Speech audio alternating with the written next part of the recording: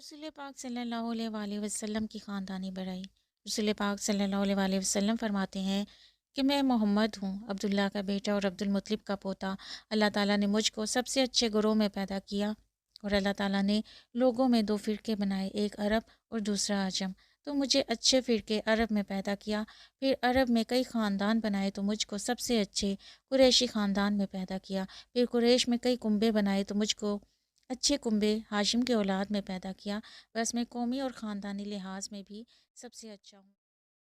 اگر آپ صلی اللہ علیہ وآلہ وسلم دنیا کے لحاظ سے کسی ادنا خاندان میں پیدا کیے جاتے تو مکہ شریف کے قریشی اعلیٰ خاندان کے لوگ آپ صلی اللہ علیہ وآلہ وسلم کو پوچھتے بھی نہ، اور یہ بات آپ صلی اللہ علیہ وآلہ وسلم کو دین کے پھیلانے میں نقصان دیتی اور لوگوں کو ایک بہانہ ہو جاتا۔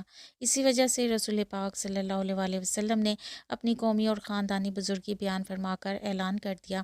حضرت جبرائیل علیہ السلام نے عرض کی، یا رسول اللہ، میں مشرق سے مغرب تک پھرا مگر کوئی آدمی آپ صلی اللہ علیہ وآلہ وسلم سے بڑھ کر نہ دیکھا اور نہ ہاشم کی اولاد سے بڑھ کر کوئی اعلیٰ خاندان دیکھا۔